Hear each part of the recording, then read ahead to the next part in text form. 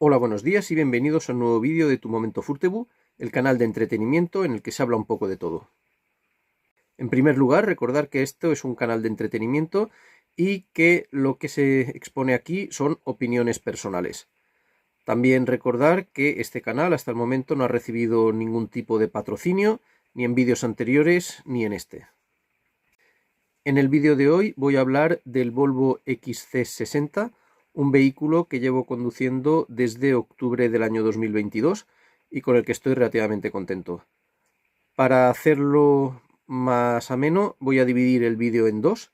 En este vídeo comentaré qué vehículos estuve probando y cuáles son los motivos que me llevaron a escoger el Volvo XC60 y las peculiaridades del proceso de compra. Y en el siguiente vídeo hablaré directamente del Volvo XC60. Dentro de los Volvos XC60 en cada país se venden diferentes versiones. Aquí en concreto me refiero a los híbridos enchufables y el que yo llevo conduciendo es el modelo T8 con más de 450 caballos. En primer lugar, contextualizar mis necesidades y el contexto en el momento en que empecé a mirar el coche. Estamos hablando del año 2021, yo no tengo coche propio, realizo leasings que vienen a durar aproximadamente unos 3 años y el leasing del vehículo que tenía llegaba a su fin en septiembre del año 2022. La peculiaridad de aquel momento es que salíamos del COVID y hubo un problema bastante importante con el abastecimiento de vehículos. Los vehículos tardaban muchísimo en ser entregados. Los vehículos de segunda mano también subieron bastante de precios y a todo esto se añadió la crisis de los microchips, lo que hizo que los vehículos nuevos que se entregaran en muchas ocasiones no pudieran tener ciertos elementos que anteriormente sí que se introducían esos vehículos sin ningún problema, puesto que necesitaban cierto tipo de microchips y por la crisis de los microchips no fue posible abastecer el mercado, con lo que muchas marcas directamente eliminaron de su lista de extras estas opciones. Teniendo en cuenta este contexto, después del verano de 2021, con más de un año de tiempo, empecé ya a mirar coches para sustituir el vehículo que tenía en aquel momento, que era un Volkswagen Passat de 150 caballos de gasoil con el que estaba bastante contento. El tipo de vehículo que yo iba buscando era un vehículo familiar. En principio los que más me gustaban son los que están de dimensiones entre los 4,70 m y los 4,80 m, dentro de lo que entraría el Volkswagen Passat. Mi preferencia son los vehículos tipo Station Wagon. Los vehículos tipo SUV en principio no me gustan mucho, aunque reconozco que tienen muchas ventajas. Y tampoco acababa de descartar los Station Wagon tipo Golf, puesto que no son tan grandes, pero sí que es cierto que tienen un maletero bastante grande y han conseguido que el espacio en las plazas posteriores sea también bastante grande, por lo que ese tipo de vehículo tampoco lo descartaba del todo de entrada. Aparte, quería un vehículo con tracción 4x4, puesto que en aquel momento teníamos la caravana y para arrastrar la caravana, aunque el Passat de 150 caballos con tracción delantera tenía un desempeño magnífico, sí que es cierto, como explicó en uno de los vídeos anteriores, que en cierta ocasión tuvimos un problema, puesto que el coche se nos quedó un poco varado en una pendiente en arena que se deslizaba por debajo de las ruedas, y no es que tuviéramos un gran problema, puesto que lo solucionamos en un par de minutos, pero eso ya te hace plantearte que quizá pues mucho mejor uno tracciona las 4 ruedas, por la tranquilidad que te permite a la hora de entrar en campings con más zonas de tierra y poder subir por rampas con tiempo meteorológico no muy agradable, con lluvia, con tierra y barro que se va formando, y por ese motivo pues quería una tracción a las 4 ruedas. Y un último requisito que para mí era muy importante es que fuese híbrido enchufable. El motivo de que fuese híbrido enchufable es muy sencillo. En Noruega los híbridos enchufables en aquel momento estaban muy bonificados y los vehículos híbridos enchufables tenían un equipamiento muy completo, muchísimo más completo que las versiones equivalentes térmicas.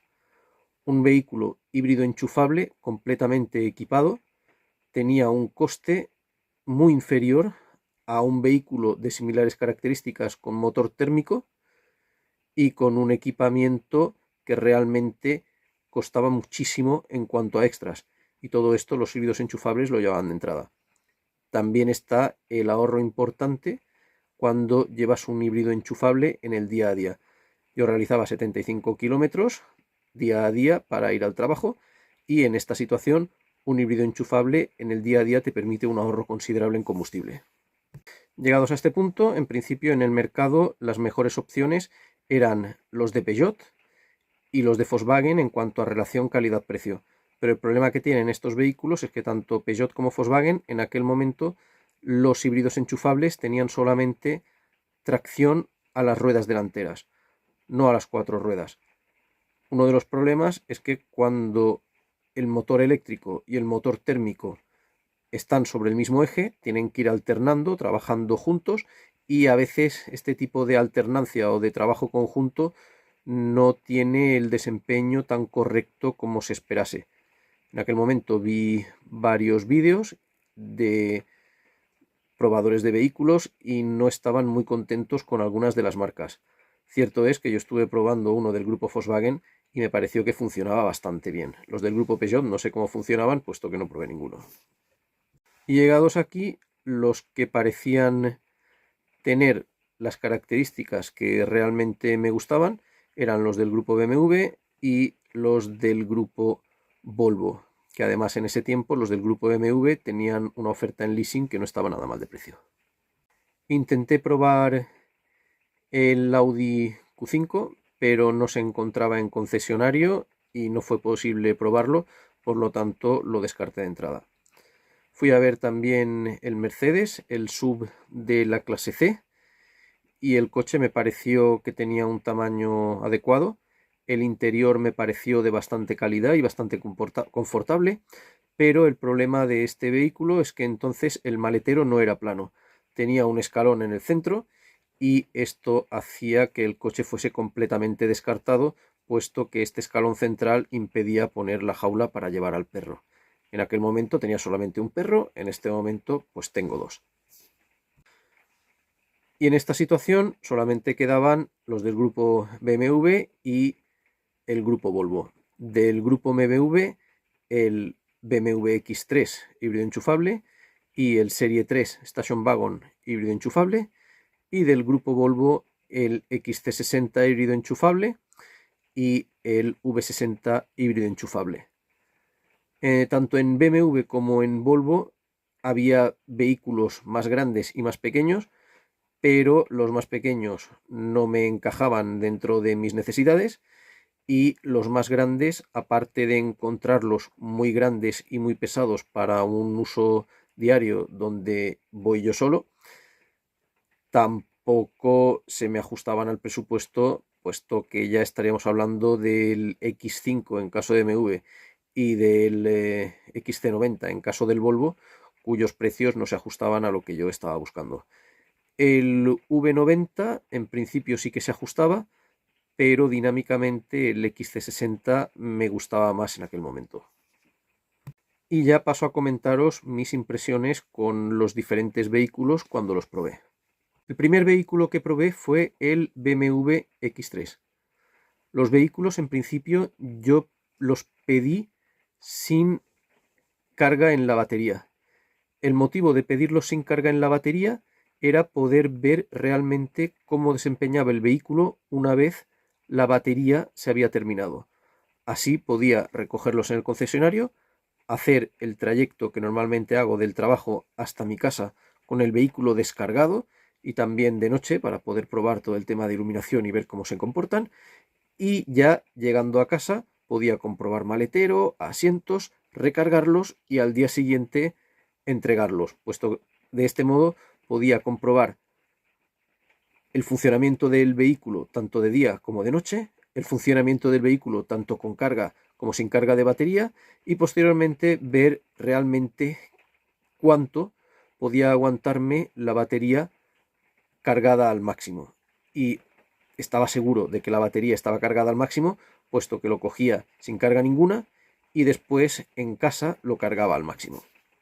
El BMW X3 me pareció un coche fantástico, me pareció un gran coche, un coche muy completo, y un coche de muchísima calidad hasta en el más mínimo detalle, tanto en el interior del habitáculo como en el maletero.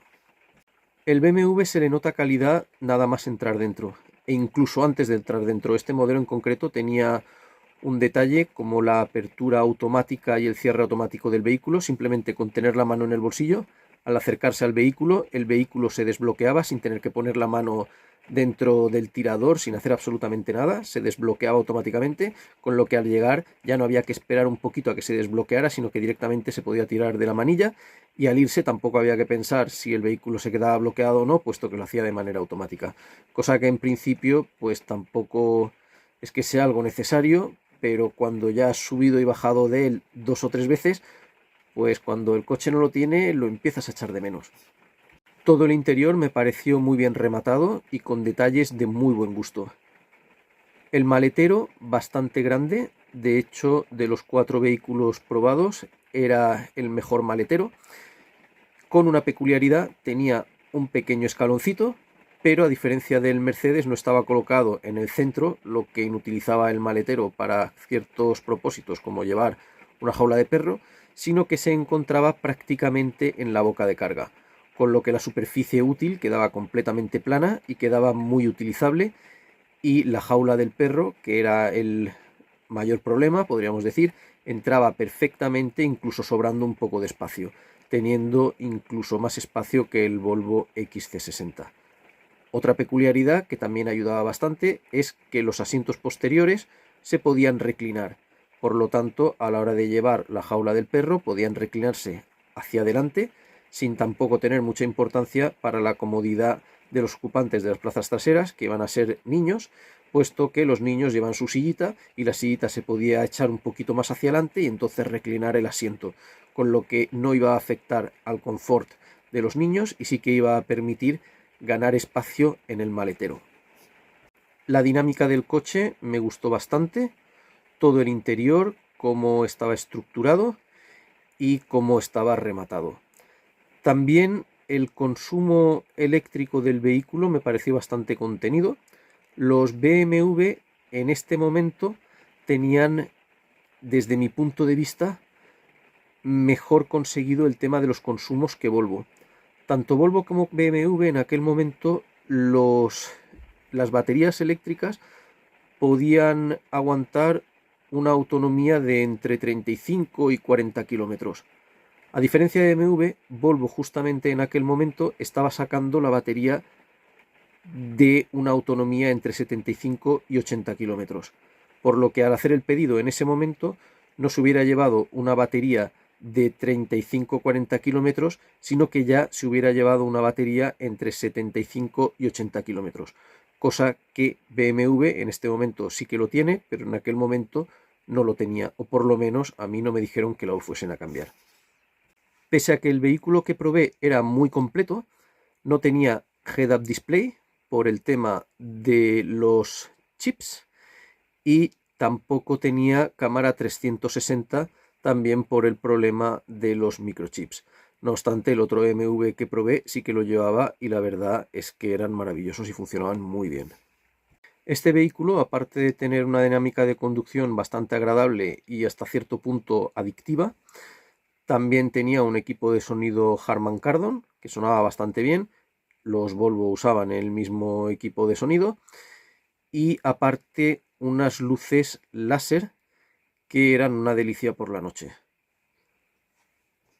Problemas que le encontré a este vehículo: en primer lugar, la potencia.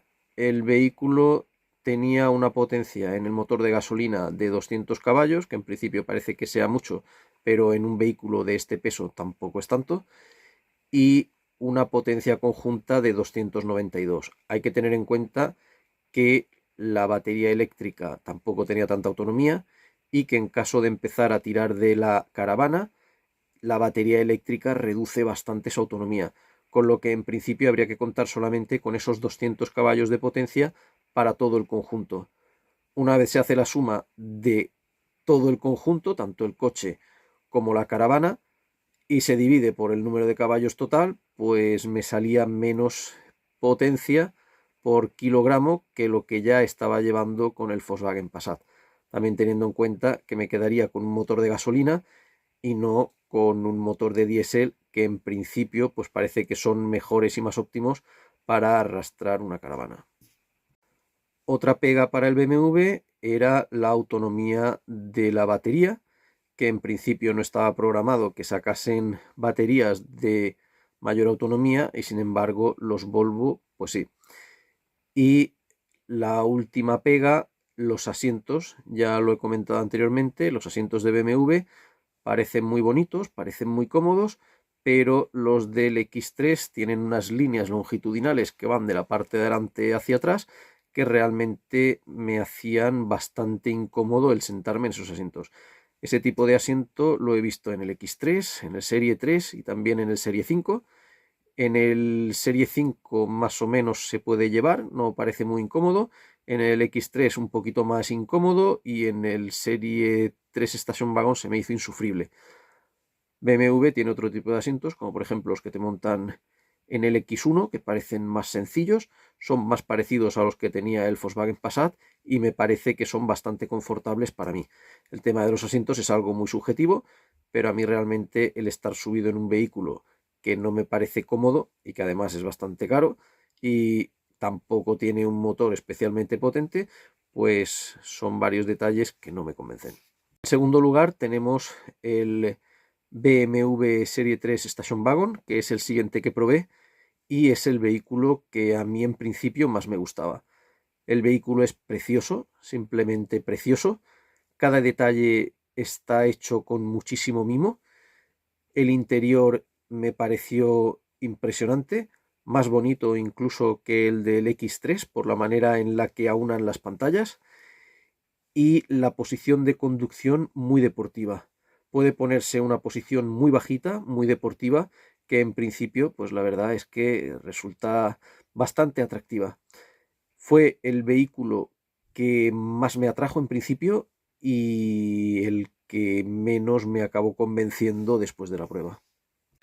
Puntos fuertes del vehículo: la gran calidad percibida en el interior en todo momento, la estética del vehículo, que habrá a quien le guste y habrá a quien no, pero a mí personalmente me atrae bastante la estética que tiene el Serie 3 Station Wagon. También un detalle muy interesante es que la puerta de atrás puedes abrir solamente la pequeña ventanilla que tiene sin tener que abrir toda la puerta, y eso es bastante cómodo a la hora de coger ciertos objetos pequeños. Y también la posición de conducción que lleva, que es muy deportiva. Este vehículo sí que montaba head-up display, impresionante, la verdad es que me pareció espectacular el head-up display del vehículo, y también tenía cámaras 360 con una calidad destacable. El equipo de sonido Harman Kardon como el anterior y la potencia la misma que en el X3. No obstante, me pareció que estaba calibrado para dar una conducción más deportiva. No sé si será así o fue simplemente la impresión que hay me dio. Este vehículo no llevaba luces láser, sino que llevaba luces adaptativas y realmente se veía bastante bien. Los BMW, tanto el X3 como el Serie 3 Station Wagon, llevan sistemas de ayuda a la conducción que te impiden el cambio de carril o salirte de la carretera, y realmente no funciona mal, pero me pareció un poco intrusivo. No muy intrusivo, pero sí un poco intrusivo.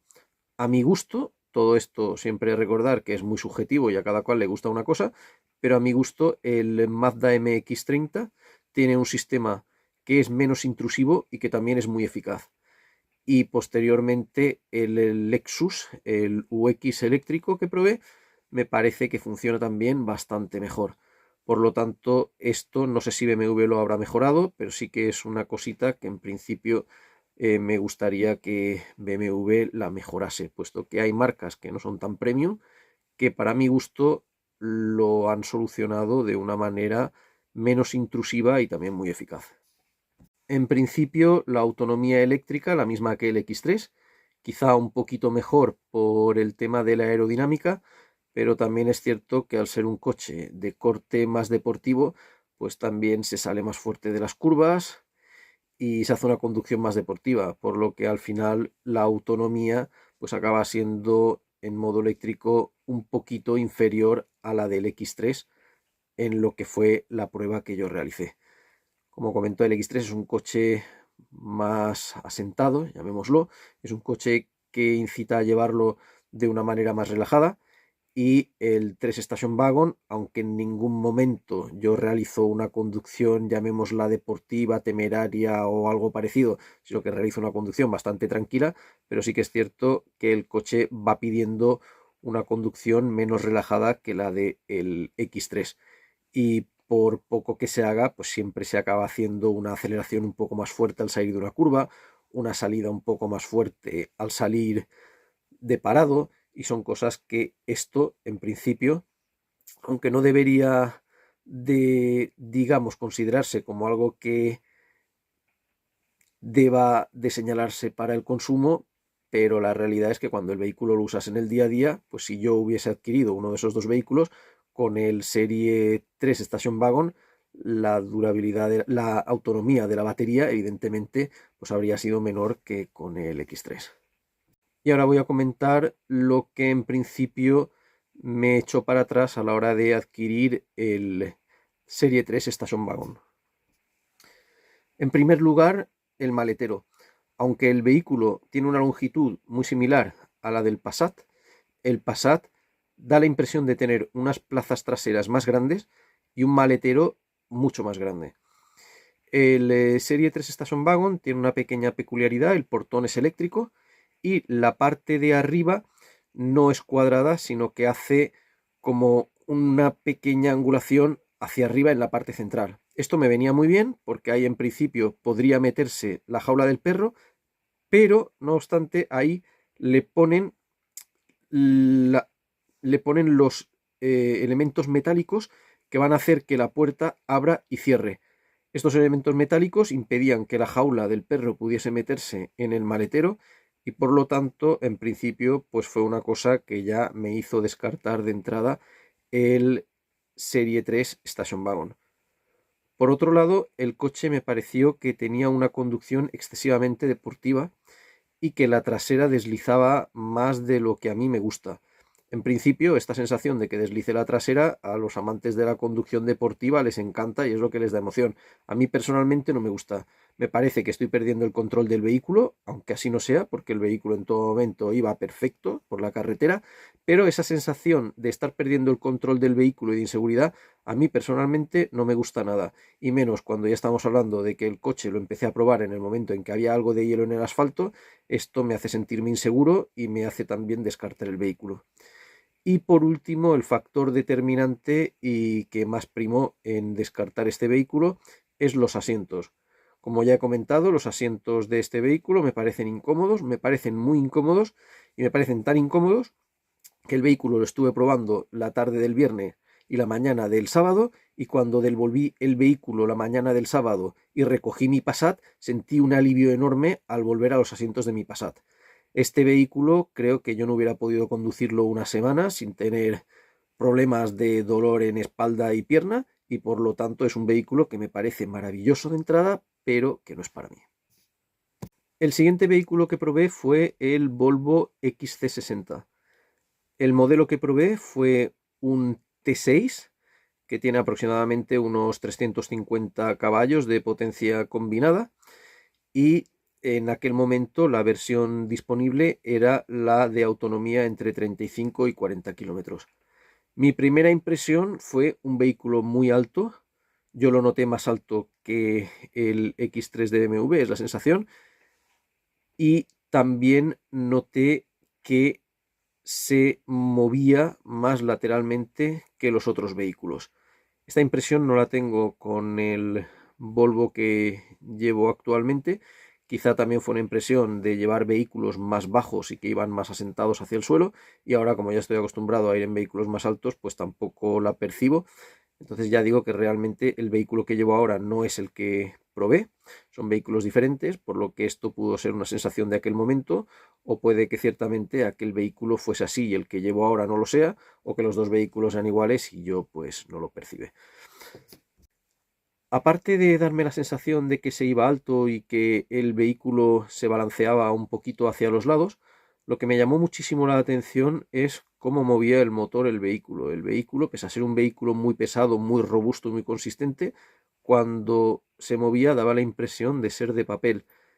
El desempeño del motor realmente me llamó mucho la atención, puesto que es un motor, el de gasolina, de 2 litros, y en aquel momento pues iba completamente descargada la batería, y conforme movía el coche me pareció algo sorprendente. Lo primero que pensé es, si mueve el coche así solamente con el motor de gasolina y con el menos potente, esto a la hora de llevar esto a la hora de llevar la caravana, pues tiene que ser una gozada, y realmente pues lo es. Un vehículo muy cómodo, sobre todo destacar el confort de los asientos. Un vehículo muy espacioso por dentro.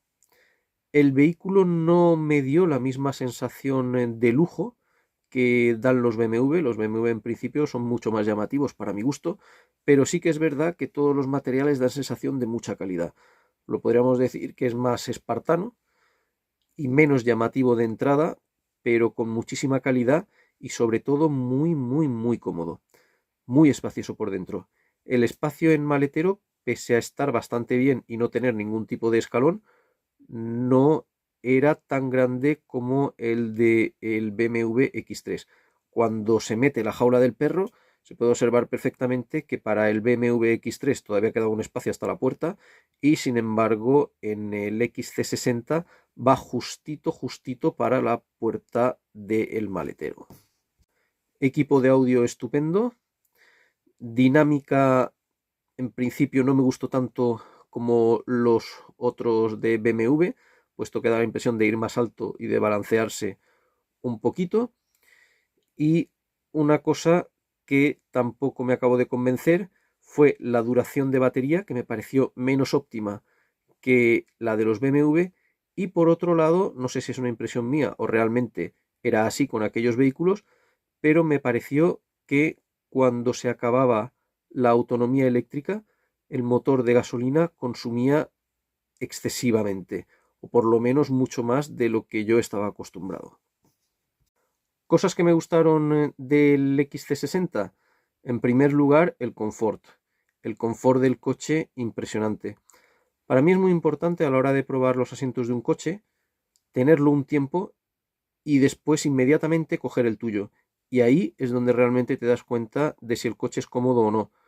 Cuando después de probar el coche durante un par de días vuelves al tuyo y notas que el tuyo es más cómodo, es que aquel coche no era cómodo. Y sin embargo, si echas de menos el otro vehículo, ahí es donde te das cuenta realmente del confort. Y con el Volvo me sucedió. Con el Volvo, cuando cogí el Passat, que tenía unos asientos realmente buenos, noté que los asientos del Volvo me parecían más confortables. Por lo tanto, el confort del Volvo, espléndido y maravilloso. El espacio por dentro es un vehículo que se percibe muy espacioso, muy limpio, muy cómodo, como he dicho. La potencia, impresionante. La potencia del vehículo, la verdad es que me llamó mucho la atención, porque el vehículo, aunque se nota muy pesado, muy resistente, se mueve con el motor de gasolina de una manera espectacular. Y también la cámara 360 grados, con la visión que tiene desde arriba, me pareció algo realmente maravilloso, puesto que te permite tener un control completo del vehículo a la hora de aparcarlo. Cosas que no me acabaron de convencer de este vehículo. En primer lugar, el interior, pese a decir que se nota de mucha calidad y se percibe muy bien, no es tan agradable a mi parecer como el del BMW. El interior de BMW en aquel momento me gustó más. Sí que es cierto que el interior de Volvo es más atemporal, y el de BMW después de un tiempo puede acabar cansando, por lo que eso también es un detalle que a la hora de comprarlo quizá el de BMW resulte más atractivo, más espectacular, pero pasados 4 años el de BMW se ha quedado obsoleto y el de Volvo sigue siendo completamente actual, puesto que es un diseño, llamémoslo, más atemporal y que no cansa. También, en segundo lugar, el tema de la autonomía eléctrica. Creo que BMW tenía mejores consumos eléctricos, lo tenía mejor conseguido, pero tenía que tener en cuenta que el modelo que yo estaba probando no iba a ser el modelo que iba a adquirir, puesto que ya estaban sacando con 75-80 kilómetros de autonomía eléctrica y yo iba a adquirir uno con 75-80 kilómetros de autonomía eléctrica. Por lo tanto, el tema de consumos de gasolina o consumos eléctricos es algo que realmente tampoco lo tuve en consideración, puesto que ese vehículo no iba a ser el que yo adquiriese. Por otro lugar, el maletero estaba bien, no era tanto como el del X3, me iba más justito, pero bueno, pese a no ser tan bueno como el del X3, me pareció adecuado y suficiente para las necesidades que yo tengo. Los asientos traseros, a diferencia del BMW X3, no se pueden reclinar, son completamente fijos, y esto, a la hora de ganar un poco más de espacio para meter bultos grandes, como por ejemplo la jaula del perro, pues es una pequeña desventaja. No obstante, los asientos de atrás son realmente muy cómodos. Y posteriormente, lo que he comentado en cuanto al pequeño balanceo que me pareció ver, cuando lo comparaba con los modelos de BMW o con el Passat, me parecía que la dinámica de estos era mejor que la del Volvo.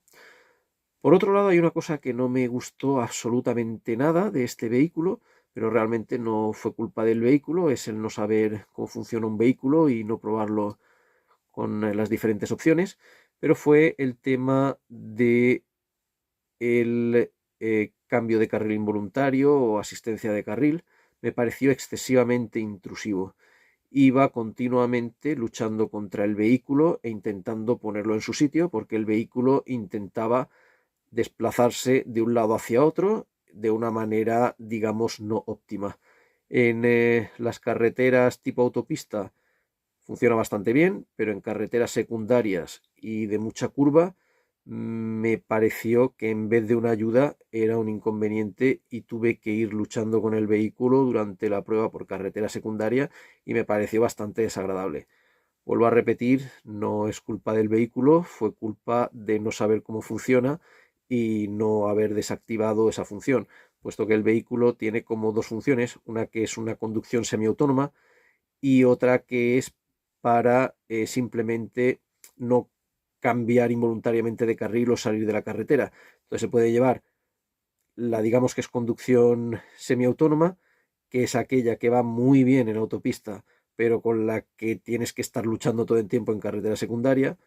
Si se desconecta esta, se puede llevar simplemente el tema de asistencia de cambio involuntario de carril o para salir de la carretera, en cuyo caso ya se hace una conducción bastante agradable, puesto que no es tan intrusivo y simplemente te ayuda cuando realmente vas a salir de carril, o puedes directamente desconectarlo todo y ya haces conducción completamente normal y en este momento pues ya no llevas ninguna asistencia, pero no llevas ningún tipo de intrusión. Por lo que la prueba, cuando yo la realicé, acabé bastante descontento con el vehículo en este aspecto, pero vuelvo a repetir, no es culpa del vehículo, es culpa de no saber cómo el vehículo funciona. Como resumen, cuando acabé la prueba, pues a este vehículo yo lo llamé el tractor. Un vehículo con el que puedes ir por todas partes, pero que realmente era muy alto, balanceaba mucho y un poco intrusivo. No me pareció un mal vehículo, pero tampoco acabó de convencerme. Y el último que probé fue el Volvo V60. En este caso no probé un T6 como en el XC60. El XC60 fue un T6 de aproximadamente 350 caballos. En el V60 probé un T8 con más de 450 caballos.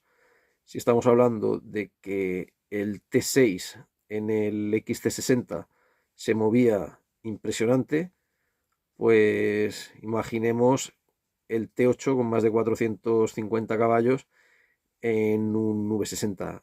Realmente el vehículo iba de una forma espectacular. Toqueteando el V60 ya pude descubrir todos los temas de asistencia de carril, que al principio pues tampoco me gustaron, como en el XT60, pero ya manipulando y desconectando, pues el V60 me pareció que tenía una dinámica de conducción maravillosa. De hecho, es el que más me gustó. Pensando lo que me había pasado con el V60, pues ya pude deducir que el XT60 sucedería 3/4 de lo mismo, y efectivamente, pues así es. Asientos súper cómodos, realmente muy cómodos, una maravilla. La impresión que me dio el V60 es un coche muy similar al Passat, pero con una mayor calidad percibida en prácticamente todos los aspectos. El coche sí que es verdad que va muy bajo. Cuando se pone el asiento en la posición baja queda realmente bajo, parece un deportivo. Y la posición de conducción también es muy deportiva. No llega a ser tanto como en el Serie 3, pero realmente se nota que vas muy bajo y cuando abres la puerta e intentas salir se percibe muy bajo y muy pegado al suelo. Muy cómodo, mucha calidad percibida, muy sobrio, igual que el XC60, muy buen equipo de sonido y buen espacio interior. Siendo un coche parecido al Passat, las plazas posteriores me parecieron un poquito más pequeñas, eso es mi percepción, y el maletero es más pequeño. La jaula del perro cabía bien, pero no sobraba todo el espacio que sobra en el Passat. Equipo de sonido muy bueno, iluminación espectacular. Realmente fue el coche que en principio más me gustó. También es un poco injusto cuando estás comparando un vehículo que ya sabes cómo funciona con otro que en principio no has acabado de cogerle el punto, digamos, siempre el que va segundo tiene ventaja. Pero realmente el V60 me gustó bastante. Me pareció un coche muy cómodo, muy agradable y aparte con esos 450 caballos de potencia se movía de una forma espectacular. Una vez llegados a este punto, llegamos a la decisión de qué vehículo adquirimos. En primer lugar, ya os he comentado varias veces que el precio de compra no tiene por qué tener mucha relación con el precio de leasing. Vehículos que tienen un precio de compra mucho mayor pueden tener un precio de leasing equivalente o inferior a otros que tienen un precio de compra mucho menor.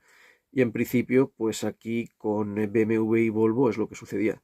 Volvo bastante más caro que BMW a la hora de comprarlo. Sin embargo, BMW a la hora de adquirir el leasing se quedaba más o menos al mismo precio o incluso un poquito más. Volvo tiene un programa de compra por internet que es el Kerby Volvo, que te ofrece la función de hacer una cosa que ellos llaman abono, que no es exactamente un leasing, sino que es algo que lo tienes y lo puedes devolver cuando te canses del coche en 3 meses. También si pruebas el coche el primer mes y no acaba de convencerte, con el primer coche, después ya no te permiten hacerlo, si no sería un poco irrisorio, pero con el primer vehículo, dentro del primer mes puedes devolverlo y se acabó el contrato. Y eso la verdad es que me atrae bastante. Posteriormente todo está incluido. Están incluidas las revisiones, están incluidos los mantenimientos, está incluido el seguro y eso hace que esté bastante bien, puesto que el precio que ellos te dan es el precio ya total de gasto del coche. Lo único que tienes que añadirle es electricidad o gasolina o líquido de limpiaparabrisas. Todo lo demás lo lleva incluido. BMW, en principio, pues puedes hacer diferentes tipos de leasing que te incluyan mantenimiento, que no te incluyan mantenimiento. Con BMW la pega es que para tener coches como los probados había que meter bastantes extras. Extra que pones, precio de leasing que se dispara. Y por otro lado, después añadir el precio del seguro, con lo que un vehículo bastante más barato acaba teniendo un leasing equivalente o incluso de precio superior al del vehículo más caro. Llegados a este punto y puesto que a mí los Volkswagen me parecen vehículos maravillosos y estupendos, he tenido 3, 2 Passat y un Golf Station Wagon y con los 3 he acabado muy contento, pues me planteé volver a mirar Volkswagen, puesto que en principio los BMW y los Volvo no es que sean coches de especial lujo como pueda ser un Bentley o un Rolls Royce, pero baratos pues tampoco son. Y en principio, pues Volkswagen debería de tener un precio más contenido, siendo además un coche con el que yo había estado muy contento anteriormente. ¿Qué vehículos de Volkswagen? Pues teniendo en cuenta que quería híbrido enchufable, los híbridos enchufables, en aquel momento los que se adaptasen a mis necesidades, pues eran el Passat híbrido enchufable y el Tiguan híbrido enchufable, puesto que el Golf híbrido enchufable solamente lo tenían en la versión corta, no había una versión Station Wagon híbrido enchufable. Problema de el Passat y del Tiguan híbridos enchufables, solamente tenían tracción a las ruedas delanteras, no era posible adquirirlo con tracción a las 4 ruedas. muy bien equipados, muy bonitos, pero sin posibilidad de tracción a las 4 ruedas. También me planteé, llegados a este punto, la opción de repetir un gasoil, y en este caso hubiese sido un Passat con una versión más campera y una potencia por encima de los 200 caballos, que la verdad es que pintaba bastante bien. También pedí presupuesto de financiación para leasing de estos vehículos, y los Passat, la verdad es que la financiación era bastante mala, puesto que siendo vehículos todavía más baratos que los BMW, finalmente el leasing se quedaba prácticamente igual o un poquito por encima del Volvo. Ciertamente no merecía la pena. No obstante, el Tiguan híbrido enchufable sí que tenía una financiación muy buena. Cosa curiosa, puesto que el Tiguan en principio pues era un poquito más caro que el Passat en precio de compra también, pero la financiación en ese momento para leasing la tenía muy buena en aquel momento. Estuve viendo algunos vídeos de el Tiguan para ver cómo funcionaba y qué resultado daba, puesto que en aquel momento era relativamente nuevo el que acababan de sacar. Había uno anterior que había funcionado muy bien, pero el que había en este momento era bastante nuevo. Y cuando vi pruebas del test de esquiva o el test del alce que le llaman, la verdad es que el Tiguan salía bastante mal parado. No el Tiguan híbrido enchufable, que no era el que sale en la prueba, sino el Tiguan convencional. Y aquello, la verdad es que me hizo descartar el Tiguan e inclinarme por uno de los modelos de Volvo o BMW probados anteriormente. Llegados a este punto, el que más me gustó en principio, que fue el BMW Serie 3 Station Wagon, lo descarté completamente por los motivos que ya he comentado: maletero inadecuado y asientos insufribles, y me quedé con el BMW X3, que me gustaba bastante, y el Volvo XC60 y V60. De los tres, el más barato, el BMW, y el más caro, el XC60. Sin embargo, a la hora de hacer leasing, BMW quedaba por encima de los otros, y la verdad, pagar más por un coche que vale menos cuando tiene poca potencia y aparte tiene el problema de que los asientos tampoco acaban de ser tan cómodos, pues pese a gustarme bastante y considerar que es un coche que está muy bien hecho, consideré que no se me acaba de adaptar a lo que yo quería y me fui a por los Volvo. Si hubiese estado en España con el tipo de vida que yo llevaba en España, hubiese cogido el V60. No obstante, aquí en Noruega, donde puedes encontrar nieve y necesitas un vehículo más alto, y muchas veces sales de carretera de asfalto y te metes en carreteras quebradas, pues la verdad es que tener un vehículo tipo SUV no viene mal. El XC60 aparte es un SUV con una capacidad fuera del terreno impresionante, y también a la hora de arrastrar la caravana el XC60 es más capaz. No solamente por poderse meter mejor dentro de los terrenos de camping, sino también además favorece la aerodinámica en cuanto al choque de aire con la caravana, y también permite un arrastre de caravanas de hasta 2.200 kilos. No obstante, el V60 permite hasta 2.000. El Passat permitía hasta 1.800 y nunca tuve problemas. La caravana que yo llevaba, peso máximo eran 1.360. Por lo tanto, cualquiera de los dos hubiera sido más que suficiente.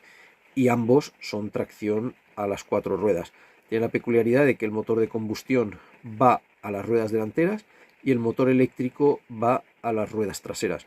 Por lo tanto, la potencia combinada, digamos que si el motor de delante tiene 300 y el de atrás tiene 100, lo combinan sin perder caballos de potencia. Cosa que cuando los dos motores van al mismo eje, la potencia combinada nunca llega a ser la suma de la potencia de los dos motores. Y una vez hechas todas estas divagaciones, pues finalmente me acabé decidiendo por el tractor. Un vehículo muy cómodo, un vehículo con muy buena capacidad tanto en carretera como fuera de ella, y un vehículo que, bueno, en principio pues esperaba que no me diese muchos problemas y que no creí que me iba a gustar tanto como posteriormente me ha gustado. El V60 me pareció que tenía una dinámica maravillosa y estupenda, pero un coche tan bajito y tan pegado al suelo, cuando tengo que ir a lo mejor a algunos campings donde hay cierto desnivel, quizá me hubiese podido dar más problema. Quizá no, pero bueno, el que tengo ahora pues realmente no me da absolutamente ninguno, y sí que es cierto que el V60 no lo hubiese podido meter por caminos por los que he metido a este y no he tenido absolutamente ningún problema. A la hora de adquirir el vehículo, yo hago leasing, no compro vehículo. Tenía dos opciones: o adquirirlo directamente en el concesionario o adquirirlo por internet vía el programa este de Care by Volvo. Y fui al concesionario, miré qué posibilidades había, y lo primero que me dijeron en el concesionario es que por el tema de los microchips y también por conforme estaba la situación internacional, el Volvo XC60, según me dijeron ellos, lo fabricaban en China. Creo que me dijeron que lo fabricaban en Taiwán y había problemas de producción y problemas de transporte. Por lo tanto, el vehículo probablemente no lo iba a tener antes de 2023. El leasing del Passat me acababa en septiembre de 2022. Si no iba a tener el vehículo antes de 2023, y estamos hablando de que todavía era diciembre, principios de diciembre, final de noviembre del 2021, pues casi 2 años para conseguir el vehículo. No obstante, por Care by Volvo me garantizaban un tiempo aproximado de unos 8 o 9 meses. Lo tenían así en la página web. Los llamé por teléfono y me dijeron que sí. Entonces yo les pregunté que cómo podía ser eso cuando en concesionario me habían dicho que iba a tardar cerca de 2 años. Desde Care by Volvo me dijeron que una cosa eran los concesionarios y otra cosa eran ellos, que daban líneas de producción distintas y que llevaban tiempos diferentes. De hecho, según me dijeron ellos, sus vehículos no venían de China, sino que sus vehículos estaban fabricados en Suecia, en Gotemburgo. El vehículo se podía adquirir tanto como un leasing convencional a 3 años, como lo que he comentado, como un abono, con un tiempo de 3 meses en el que directamente dices que ya no quieres el vehículo y te deshaces de él. Y a mí la verdad es que esa posibilidad me parece bastante interesante. La vida da muchas vueltas, no se sabe dónde vas a estar mañana y tampoco se sabe las necesidades que vas a tener en cada momento, por lo que a mí el poder deshacerme en simplemente 3 meses de un vehículo que no voy a necesitar o que ya no se adapta a mis necesidades, pues me parece algo bastante interesante. Y al final pues opté por esta opción y firmé el contrato con Care by Volvo, todo por internet, todo muy bien y todo muy sencillo. Además, cuando firmas con ellos ya te puedes descargar la aplicación y dentro de la aplicación puedes seguir exactamente en qué proceso se encuentra el vehículo, si ya ha entrado en producción, si no ha entrado en producción, cuánto queda para la entrega, cosa que está bastante bien. Y bueno, pues en principio iba a ser devolver el Passat y coger el XC60. O eso es lo que yo creía. Yo estaba tan contento con el nuevo vehículo que iba a venir cuando empieza a pasar el tiempo y el vehículo que no entra en producción. Llamo a la Volvo y les comento que he visto que el vehículo no ha entrado en producción y aparte por ese tiempo vi un vídeo donde comentaban que iba a haber un atraso brutal en todos los modelos Volvo. Se lo comento a ellos y me dicen que no, que ellos no tienen constancia y que no me preocupe, que el vehículo va a estar en el plazo programado. Bien, se va acercando el verano y el vehículo que no ha entrado en producción. Los vuelvo a llamar, digo, oye, que no entra en producción, que no me preocupe, que no me preocupe. Y yo, pero ¿cómo que no me preocupe? Si el vehículo lo tengo que tener en septiembre, estamos en junio y no ha entrado en producción, no va a estar. Sí, sí, sin problema, sin problema. Bueno, bien. Empieza verano y a mitad de verano, no sé si fue en mitad de julio o principio de julio, el vehículo que parece que entra en producción. Bueno, bien, en principio sin ningún problema. Pasa un poco de tiempo, vehículo que me lo van a entregar allá por marzo-abril. Y yo, pero vamos a ver, que esto no es lo que en principio está hablado. Otra ventaja de Care by Volvo es que cuando yo firmé el contrato tenían un convenio con Hertz. No sé si esto será así o no, pero yo creo que he leído por algún sitio que Hertz en Noruega forma parte del grupo Volvo. No sé si será así o no, creo que lo he leído en algún sitio. Lo que sí que es cierto es que las oficinas de Hertz te las encuentras dentro de lo que es el concesionario de Volvo, por lo menos donde yo recogí el vehículo. Cosa que viene muy cómoda porque si necesitas algún vehículo de sustitución, lo puedes tener allí mismo y recoger allí mismo. Y ese tipo de convenio, pues durante el tiempo de espera desapareció. por lo que en principio, si no me iban a entregar el Volvo, hubiese tenido un alquiler bastante favorable de otro vehículo con Hertz, pues ya desapareció y simplemente vete a Mercado Libre y a ver lo que consigues. Bueno, en fin, así estamos. Posteriormente, cuando me llega lo de que no me van a entregar el vehículo, yo me tengo que deshacer del Passat en septiembre, no voy a tener un vehículo hasta ya abril o mayo. Claro, tener que alquilar un vehículo por ese tiempo pues es un desembolso bastante importante. Vuelvo a llamar a Volvo, que ya en vez de Care by Volvo parecía Who Cares by Volvo, y nada, después de hablar con ellos y decirles que es que esto no podía ser así, lo que hicieron fue muy amablemente, miraron en el sistema y había otro vehículo exactamente igual que el mío, que estaba en producción y que había sido cancelado, y me lo cambiaron.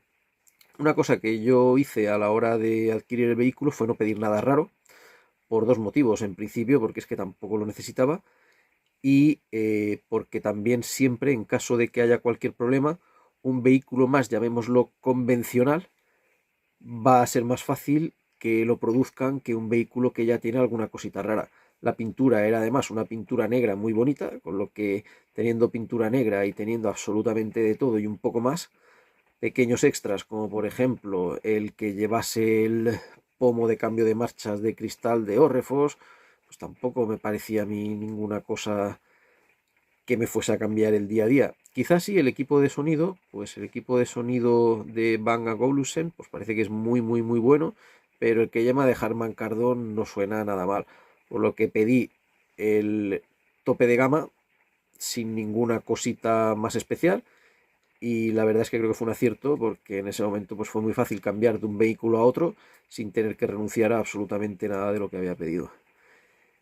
El vehículo no me lo entregaron en la fecha que me lo tenían que entregar, sin embargo sí que conseguí un buen acuerdo con Hertz. No sé si me lo hicieron porque ya sabían que iba por Kerba y Volvo o porque pillé una oferta del mes. Lo cierto es que tuve un Skoda Superb híbrido enchufable, completamente equipado. La verdad es que el coche impresionante y a un precio relativamente contenido. Digo relativamente contenido porque estar pagando más por un Skoda Superb que por un Volvo XC60, cuando en teoría tienes que tener tu Volvo XC60, pues tampoco es que te deje muy contento y muy feliz. Pero bien, tampoco fue mucha diferencia, y pese a estar pagando más por algo que era peor, pues la verdad es que en principio el Skoda tenía una pinta impresionante. O eso creía yo, porque dejé el Passat, cogí el Skoda, me parecía genial y maravilloso, y cuando llegué a casa le dije a mi mujer: toma las llaves del Skoda y dame las del Mazda, porque este coche no lo aguanto. Y así es, no voy a empezar a comentar ahora todo lo que no me gustó del Skoda, pero teniendo en cuenta que venía de un Passat y me fui a un Skoda, que en principio son del mismo grupo, y el Passat era un modelo, digamos, menos lujoso y menos equipado que el Superb que me acaban de entregar, puedo decir que yo con mi Passat estaba muy contento, muy feliz, hubiera repetido, y el Superb, pues como comento, fue llegar a casa y cambiar el coche con mi mujer, a quien además le vino maravillosamente bien el coche, puesto que normalmente ella lleva a los niños. Coche más grande, más espacioso, más volumen de maletero, más espacio para los niños, porque es brutal lo grande que es por dentro. Aunque también es cierto que después en el Passat cabía muy bien la jaula del perro, y en el Skoda, por la caída que tiene del maletero, la jaula del perro directamente no cabía. Menos mal que poniéndola de lado sí que cabía, pero ya pues era un engorro, porque había que poner la jaula mirando con la puerta hacia afuera, meter al perro y entonces ya con el perro darle toda la vuelta en el interior y ponerla de lado para así poder llevar al perro dentro de la jaula. Lo que no es nada cómodo tener que estar moviendo todo ese peso y en una posición nada confortable. Pero bien, fue la pequeña cosita. Finalmente parecía que tampoco me iban a acabar de dar el coche en ese tiempo, pero ya se portaron bastante bien desde Kerba y Volvo, que lo aceleraron lo máximo posible, y también desde el concesionario, que hicieron todo lo posible para que no tuviese ni que prolongar el alquiler del vehículo ni que tener que coger otro vehículo, sino que simplemente ya el día que finalizó el contrato de alquiler devolví el Skoda y pude coger finalmente mi XC60 Y bueno, pues en el siguiente vídeo pues ya os comentaré la experiencia en estos casi 2 años con el vehículo, que me ha gustado, que no me ha gustado, si considero que ha sido una buena elección, si realmente la elección la considero desastrosa o cómo ha sido este periodo. Espero que os haya gustado el vídeo y que os haya parecido interesante. Recordad siempre que mis comentarios y mi algoritmo de decisión es algo muy personal y que de ningún modo pues tenéis que estar de acuerdo conmigo, pero quizá pues sí que os ayude a la hora de decidiros si tenéis pensado alguno de estos vehículos o quizá os haga reflexionar sobre alguno de los detalles que he ido comentando. Si os ha gustado, compartir, darle un like, darle a la campanilla para recibir notificaciones y nos vemos en el siguiente vídeo de Tu Momento Furtebú. Hasta la otra.